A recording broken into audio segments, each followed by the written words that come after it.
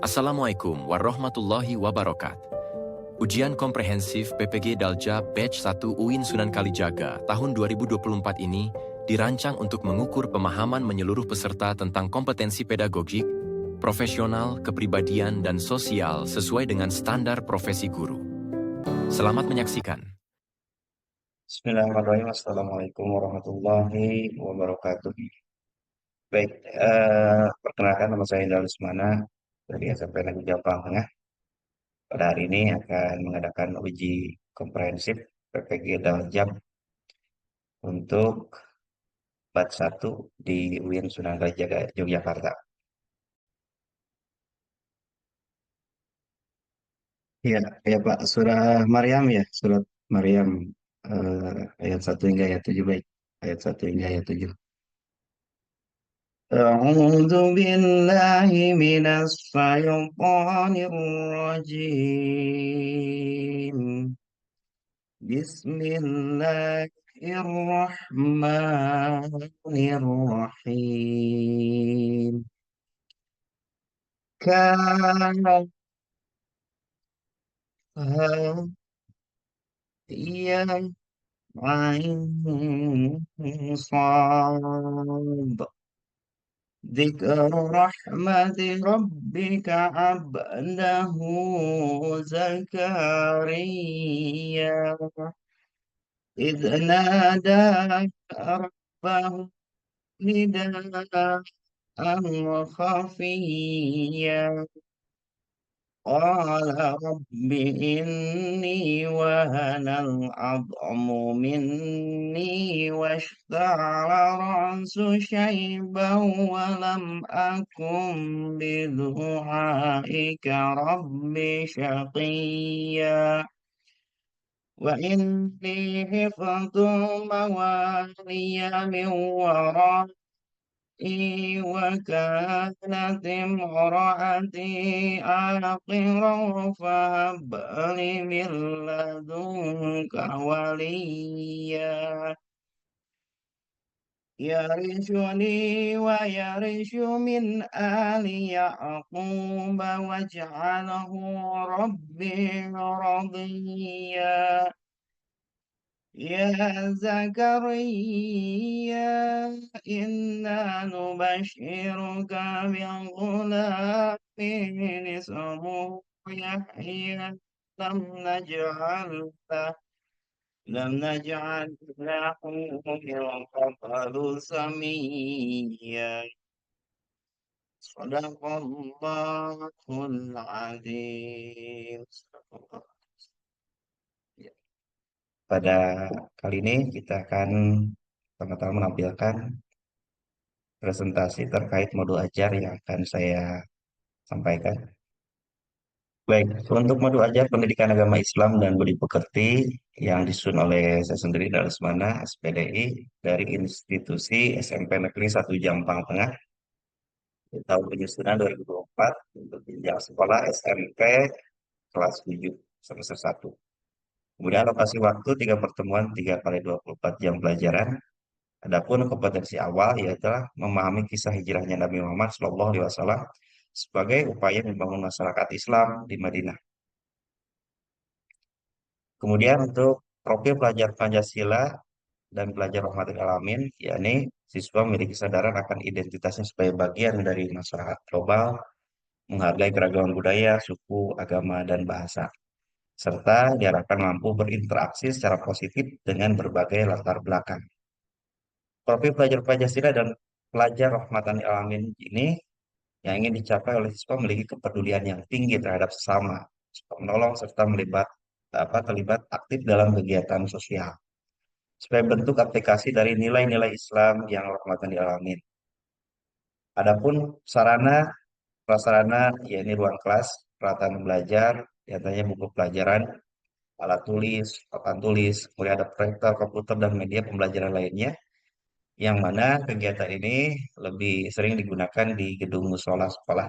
Ini tutup tempat praktek ibadah siswa. Target yang dicapai dari modul ajar ini adalah usia siswa SMP berusia 12 hingga 15 tahun, yang mana tingkat pengetahuan siswa dengan pemahaman dasar sejarah Islam. gaya belajar menggunakan campuran gaya visual, auditori, dan kinestetik. Kemudian model pelajaran berbasis masalah atau problem based learning (PBL). Dalam kompetensi inti, tujuan pembelajaran siswa dapat menjelaskan latar belakang dan proses hijrahnya Nabi Muhammad SAW, yang mana siswa juga mampu merancang. Kemudian kompetensi inti tujuan pembelajaran siswa dapat menjelaskan latar belakang dan proses hijrahnya Nabi Muhammad SAW. Kemudian siswa mampu merancang dan melaksanakan proyek yang menanamkan nilai-nilai hijrah seperti keberanian, kerjasama, dan solidaritas. Adapun kriteria tercapaian tujuan pembelajaran, yang pertama, siswa dapat memahami latar belakang, proses, dan dampak hijrahnya Nabi Muhammad SAW. Kemudian siswa dapat mengidentifikasikan nilai-nilai moral dari peristiwa hijrah dan mampu mengaplikasikannya dalam bentuk proyek nyata atau lingkungan di sekitar. Dalam pemahaman bermakna, melalui analisis peristiwa hijrah, siswa tidak akan hanya akan memahami sejarah Islam, tapi juga belajar tentang pentingnya perubahan, adaptasi, dan keberanian dalam menghadapi tantangan hidup. Dalam modul ajar ini, pertanyaan pemantiknya, yang pertama, apa yang Anda ketahui tentang peristiwa hijrah Nabi Muhammad SAW? Kemudian, mengapa hijrah merupakan momen penting dalam sejarah Islam? Bagaimana peristiwa hijrah mempengaruhi perkembangan masyarakat Muslim di masa depan? Lalu, apa tantangan yang mungkin dihadapi seseorang jika mereka harus melakukan hijrah dalam konteks modern? Hal ini di dalam pertanyaan pemantik memang perlu dipahami bahwa banyak sekali siswa yang mungkin belum paham terkait hijrah. Bahkan siapa juga Nabi Muhammad SAW itu sangat miris sekali. Maka dari itu dalam pertematik ini kita lebih menggali kemampuan awal dari peserta didik atau siswa. Lalu kegiatan pembelajaran dengan mencerminkan penerapan pendekatan PBL, kegiatan pendahuluan dengan kurun waktu 10 menit. Pertama, guru mulai dengan persepsi terkait pentingnya hijrah dalam sejarah Islam. Kemudian juga siswa diminta untuk mendiskusikan apa yang mereka ketahui tentang hijrah dan mengapa hal ini penting. Kemudian juga siswa merefleksikan rencana proyek mereka dan mendiskusikan kemajuan yang telah dicapai. Rencana proyek ini nanti ada kolaborasinya dengan PJBL atau Project Based Learning, karena apa, PBL juga dielaborasi dengan PJBL agar didapat sebuah proyeknya. Di dalam kegiatan inti, kurun waktu 60 menit, yang pertama guru menjelaskan latar belakang dan proses hijrah Nabi Muhammad SAW dengan tayangan slide video supaya menarik apa pemahaman mereka terkait latar belakang. Kemudian juga siswa dibagi menjadi kelompok-kelompok kecil dan diminta untuk memilih tema proyek yang terkait dengan nilai-nilai hijrahnya. Nanti pada akhirnya siswa juga memaparkan kelompok tersebut dengan mempresentasikannya. Hal ini guru berperan sebagai hanya fasilitator saja. Jadi mereka yang lebih aktif memberikan bimbingan dan umpan balik selama kegiatan belajar. Di akhir pembelajaran di modul ajar ini, kegiatan penutup 10 menit, siswa menyusun rencana proyek dan menentukan tugas masing-masing anggota kelompok. Karena di pertemuan modul ajar ini, pertemuan yang pertama, untuk kelengkapannya ada pertemuan 2 dan 3. Terus yang kedua, setiap kelompok memberikan laporan singkat mengenai kemajuan proyek mereka. Penggunaan asesmen adalah tentang materi hijrah bisa tertulis observasi, rubrik penilaian proyek, rubrik presentasi, kemudian juga pengayaan dan remedial. Kegiatan pengayaan pertama bisa proyek penelitian mendalam, yang mana siswa telah melalui materi dasar dapat memberikan atau diberikan proyek penelitian yang lebih mendalam. Kemudian juga bisa dengan tugas kreatif, bagaimana contohnya membuat video atau infografis tentang pelajaran dari hijrah. Dilakukan juga kegiatan remedial berupa bimbingan individu dan latihan tambahan. Seperti itu Pak untuk kegiatan modul ajar yang saya gunakan. Kurang lebihnya mohon maaf. Untuk proposal penelitian tindakan kelas PTK, saya mengambil judul peningkatan hasil belajar PAI pada materi sejarah kebudayaan Islam melalui pendekatan pembelajaran berbasis proyek di kelas 9 SMP Negeri 1 Jampang Tengah tahun pelajaran 2024-2025. Dalam hal ini, PTK tersebut merupakan hasil dari penggalian atau latar belakang masalah berupa bagaimana metode pembelajaran di SMP Negeri Jakarta Tengah itu dalam sejarah Islam itu cenderung monoton. Jadi mulai dari kelas seringkali menggunakan metode ceramah yang kurang melibatkan siswa secara aktif. Kemudian juga adanya latar belakang masalah yang kedua, minat belajar yang rendah. Sebagian siswa menganggap bahwa materi sejarah budaya Islam adalah mata pelajaran yang membosankan, gitu ya. Hal ini juga terkait bagaimana mereka harus menghafal peristiwa, nama tokoh sejarah, sehingga ini menyebabkan rendahnya motivasi belajar mereka yang berdampak langsung pada hasil belajar. Kemudian latar belakang yang kedua adalah kurangnya keterlibatan dalam proses belajar pembelajaran. Siswa di SMP Negeri Jawa Tengah cenderung kurang terlibat dalam pembelajaran.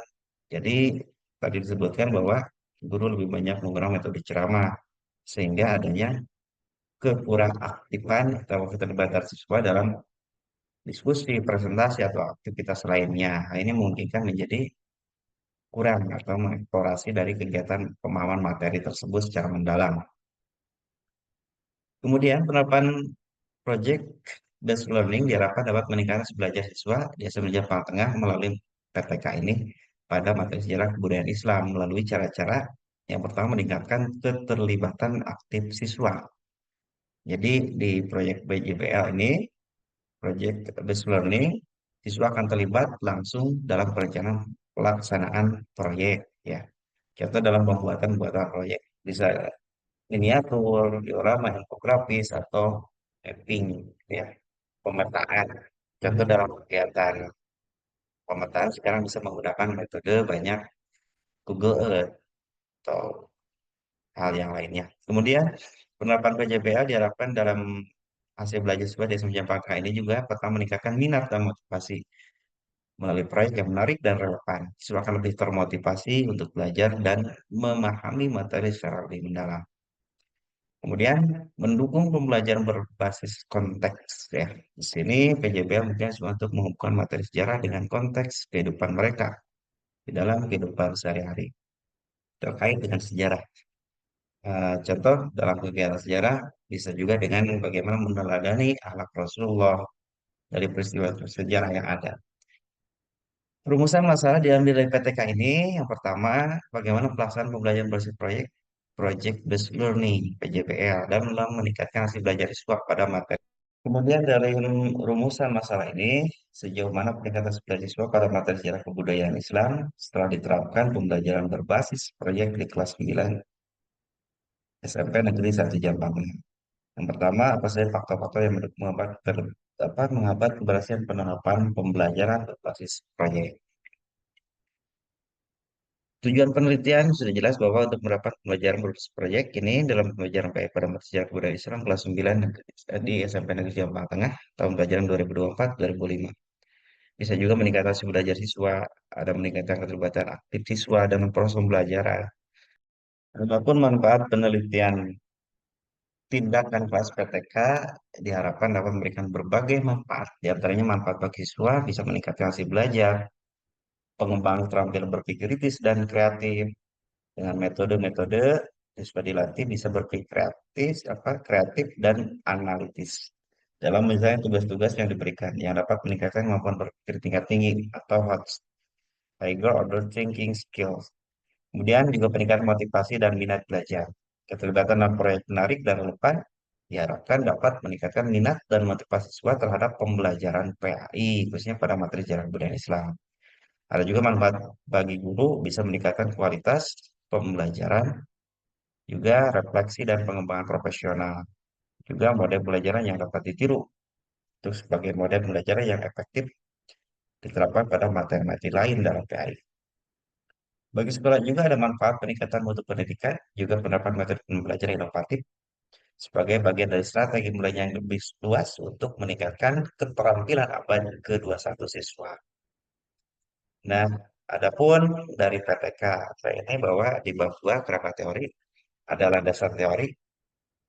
Beberapa karakteristik utama dari PJB memang meliputi A, berbasis proyek nyata. Kemudian pembelajaran berpusat pada siswa, ada proses kolaboratif, siswa sering bekerja dalam kelompok. Ya, jadi mungkin mereka untuk mengembangkan keterampilan kolaborasi, komunikasi, dan kerja tim. Adapun penekanan pada penyelidikan dan pemecahan masalah, siswa didorong untuk mengajukan pertanyaan, melakukan penelitian, dan menemukan solusi terhadap masalah yang dihadapi. Untuk teori-teori belajar bahwa ada teori behaviorisme, yang mana teori ini adalah menggunakan metodenya perubahan tingkah laku akibat interaksi stimulus dan respon. Bagaimana mengajar itu bisa memindahkan pengetahuan. Jadi mengajar itu hanya istilahnya teacher center learning. Jadi seorang guru hanya berfokus pada pusat pengetahuan di guru. Jadi siswa itu kesannya akan lebih pasif, tidak kreatif. Tokoh dalam teori ini adalah Skinner. Kemudian juga dalam teori behaviorisme tidak mempunyai pengetahuan awal karena tidak memperhatikan faktor selain kemampuan-kemampuan yang diberikan. Lalu dalam teori behaviorisme fokus pada hasil terukur. Jadi guru itu mengendalikan siswa. Dan juga dalam teori behaviorisme juga adanya reinforcement diantaranya kalau kurang ada hukuman atau punishment dan juga ada memiliki kalau kelebihan bisa juga reward. Ya, keterampilan siswa juga bisa dikasih reward. Kemudian teori yang kedua itu adanya teori kognitivisme bahwa tokohnya Jean Piaget perubahan itu merupakan persepsi pemahaman yang tidak selalu dapat diukur. Jadi terjadi di dalam akal pikiran manusia.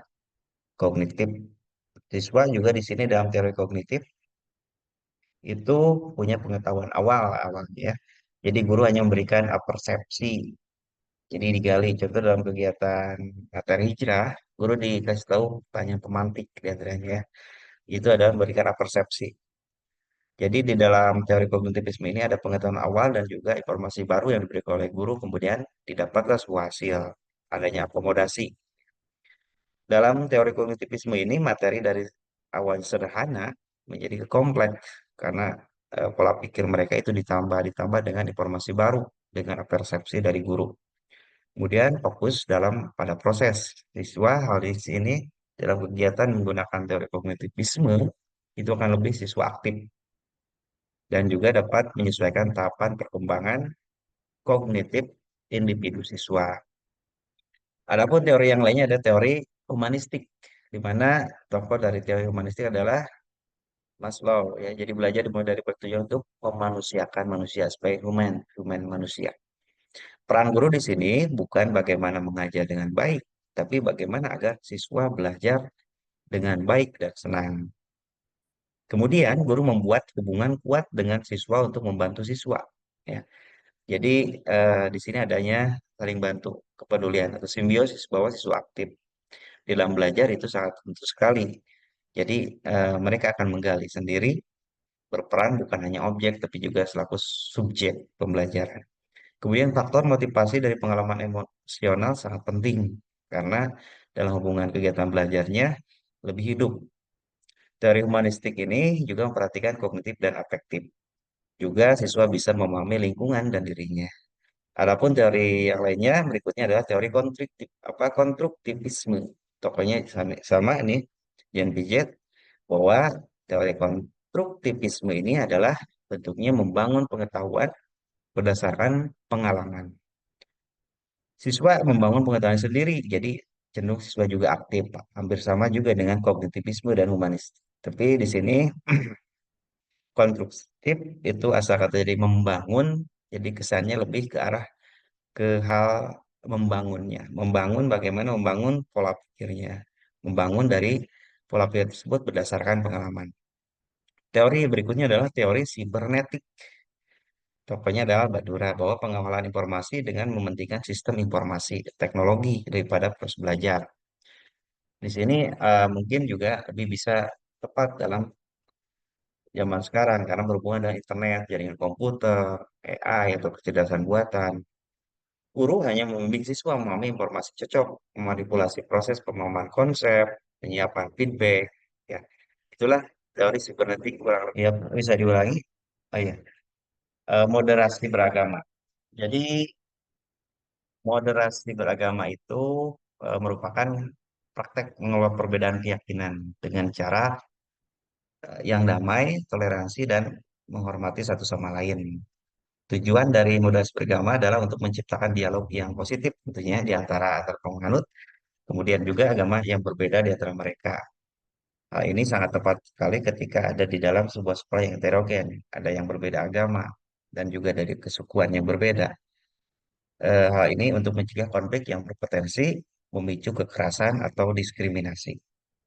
Dalam moderasi beragama juga dapat membantu mempromosikan pemahaman yang lebih tentang ajaran-ajaran agama dan membangun harmoni antara komunitas yang berbeda. Dalam hal ini bisa juga kita pahami bahwa moderasi beragama kita bagaimana siswa tersebut tidak memiliki pemikiran yang ekstrim, bisa taklid atau istilahnya taklid buta yang tidak mengetahui apa-apa hingga menimbulkan fanatisme yang berlebihan. Jadi seperti itu seperti itu dalam kegiatan atau bagaimana seorang guru PAI memahami moderasi beragama, konsep moderasi beragama. Kurang lebihnya seperti itu, Pak.